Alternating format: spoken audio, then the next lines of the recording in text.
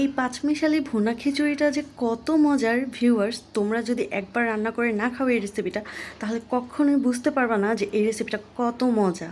আমি এই পর্যন্ত যত খিচুড়ি রান্না করছি, আজকের খিচুড়ি রান্না ছিল বেস্ট। আসসালামু আলাইকুম ভিউয়ার্স, সবাইকে মাহে রমজানের শুভেচ্ছা। আশা করি সবাই ভালো আছো। ওয়েলকাম করে নিচ্ছি আমার ছোট্ট ডেরাঘর থেকে। চলছে পবিত্র মাহে রমজান মাস, ইফতারে প্রতিদিন একই খাবার খেতে নিশ্চয়ই ভালো লাগে না। সো সেই জন্য আজকে নিয়ে এসেছি একদমই আনকমন একটা রেসিপি। তোমরা যদি আমার রেসিপিটাকে ফলো করে রান্না করো, আশা করি সবাই খুব প্রশংসা করবে। এইখানে দেখতে পাচ্ছ কিছু অ্যাঙ্কার ডাল আমি ভিজায় রাখছিলাম ভোর রাত্রে বড়া বা পেঁয়াজু বানানোর জন্য। সো সেখান থেকে আমি কিছুটা ডালের অংশ ধুয়ে নিয়ে নিচ্ছি। পেঁয়াজু বা ডালের বড়া কিভাবে বানাতে হয় সেটার ভিডিও আমার চ্যানেলে দেয়া আছে, লিঙ্ক তোমরা ডেসক্রিপশন বক্সে পেয়ে যাবা। আর এখানে দেখো আমি মুসুরের ডাল আর অ্যাঙ্কার ডাল, সাথে এখানে নাজের শাল চাল নিয়েছি। সবগুলা একসাথে আমি ধুয়ে নিয়েছি। তারপর এখানে আমি কিছু উপকরণ দিয়ে দিব। আমরা যেহেতু নাজির শাহ চাউলের ভাত খাই, সেজন্য নাজির শাহ চাউলটা দিয়েই যে খিচুড়ি রান্না করা হচ্ছে। আমার চ্যানেলে কিন্তু আরও খিচুড়ি রেসিপি দেয়া আছে, যেমন ভুনা খিচুড়ি, পাতলা খিচুড়ি বা লেটকা খিচুড়ি, যেটাই বলো না কেন। সেগুলোর লিঙ্কও কিন্তু আমি ডেসক্রিপশন বক্সে দিয়ে দেওয়ার চেষ্টা করব। তারপর চাল ডাল সব কিছু একসাথে ধুয়ে নিয়ে এখানে আমি পরিমাণ মতো কিছু মশলা দিয়ে দিচ্ছি। মশলার মধ্যে দিয়েছি আদা রসুনের পেস্ট, তারপর এখানে জিরা মশলা, লং, এলাচ, দারচিনি সব মশলা আমার একসাথে ব্লেন্ডার করা ছিল। তারপর দিয়ে দিয়েছি পেঁয়াজ কুচি, কয়েকটা কাঁচা মরিচ, তারপর দিয়ে দিচ্ছি পরিমাণ মতো হলুদের গুঁড়ো, তারপর দিয়ে দিচ্ছি মরিচের গুঁড়ো। একটু ঝালঝাল হবে সেজন্য আমি এখানে মরিচ ফাঁকিটা বেশি দিচ্ছি।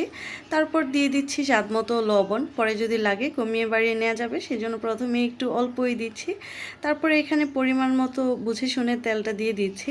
আর আজকের এই পাঁচমিশালি ভুনা খিচুড়িটা কিন্তু রান্না করছি আমি দুইজনের পরিমাণ মতো।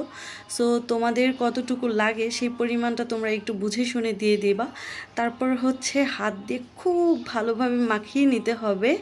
এখানে আমি আরও একটা কথা বলছি, আজকের এই রেসিপিটা কিন্তু আমার না, হ্যাঁ, আজকের রেসিপিটা তোমাদের ভাইয়া আমাকে শিখাইয়ে দিছে। সো আমি ইফতারি বানানোর জন্য প্রিপারেশন নিচ্ছিলাম, তারপর হঠাৎ করে সে আমাকে বলতেছে যে চলো তোমাকে আজকে একটা রেসিপি শিখাই।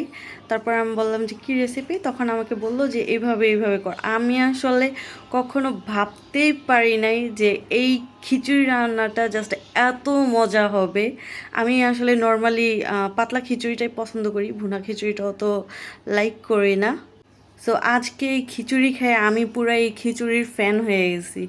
যাই হোক, তারপর অল্প একটু পানি দিয়ে চুলার মধ্যে আমি এটা বসাই দিয়েছিলাম, খিচুড়িটা ঢাকনা দিয়ে ঢেকে একদমই হাই হিটেই বসাইছিলাম। তারপর 2 মিনিট পর ঢাকনাটা আবারও সরাই নিয়েছি। দেখতেছো তোমরা এখানে এটা কিন্তু পানিটা শুকিয়ে গেছে। সো আমি একটু ভালোভাবে নেড়ে চেড়ে নিচ্ছি যেন পোড়া না লেগে যায়, একটু কষিয়ে নিচ্ছি ভাজা ভাজা করে।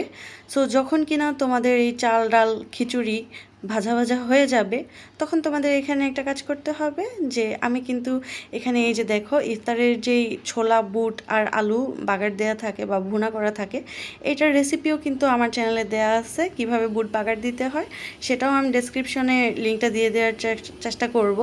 তারপরে এখানে পরিমাণ মতো পানিটা দিচ্ছি, অল্প অল্প করে একটু দিয়ে নেড়ে নিচ্ছিলাম, যে আসলে পানির পরিমাণটা আবার বেশি যেন না হয়ে যায়, যেন বুঝতে পারি। সো আরও একটু পানি লাগবে, সেজন্য পানি এখানে আরও অল্প অল্প করে অ্যাড করে নিচ্ছি। এখানে তোমাদেরকে একটু রিকোয়েস্ট করব আমি, যারা আমার চ্যানেলে নতুন ভিউয়ার্স আছো, যদি আমার রেসিপি তোমাদের ভালো লাগে তাহলে অবশ্যই চ্যানেলটা সাবস্ক্রাইব করে দিবে, এবং যারা ফেসবুক থেকে দেখছো আমার পেজটাকে ফলো করে দিবে। সো এই যে দেখতেছো আমার বাগার দেওয়া যে বুট ছিল বা ছোলা, সেটার কিছুটা অংশ আমি এখানে দিয়ে দিচ্ছি আমার খিচুড়ির মধ্যে। এটার জন্য কিন্তু টেস্টটা যে কী পরিমাণ ভালো হয়েছে তোমরা চিন্তাও করতে পারবে না। হয়তো অনেকে ভাবতে পারো এটা আবার কেমন রেসিপি বা উল্টাপাল্টা পাগলা ছাগলার রেসিপি কি না। না ভাই, ওরকম কোনো কিছুই না। আজকের এই রেসিপিটা খুবই মজার ছিল, খুবই খুবই স্পেশাল একটা রেসিপি। সো যাই হোক, আমি পানি আর এই ছোলার ভুনার যে ইয়েটা ছিল ওইটা দিয়ে ঢাকনা দিয়ে ঢেকে রেখেছিলাম। পানিটা যখন শুকিয়ে গেছে, তারপর আমি ঢাকনাটা সরাই নিয়েছি। প্রায় 3 থেকে 4 মিনিটের মতোই কিন্তু ঢেকে রেখেছিলাম। এই ভুনা খিচুড়িটা কিন্তু খুবই অল্প সময় হয়ে যায়, আমার এই 5 মিশালি ভুনা খিচুড়িটা রান্না করতে খুব বেশি একটা টাইম লাগেনি, সর্বোচ্চ মেবি 15 মিনিটের মতো লেগেছে, 15 থেকে 20 মিনিট।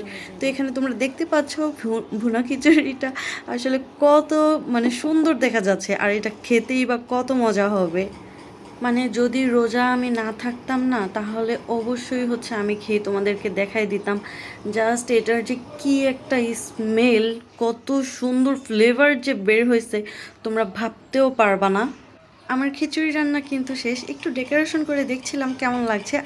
আজকের 5 মিশালি ভুনা খিচুড়িটা আমি পরিবেশন করেছি ভুনা মুরগির মাংস দিয়ে। সো আজকের মতো টাটা, বাই বাই।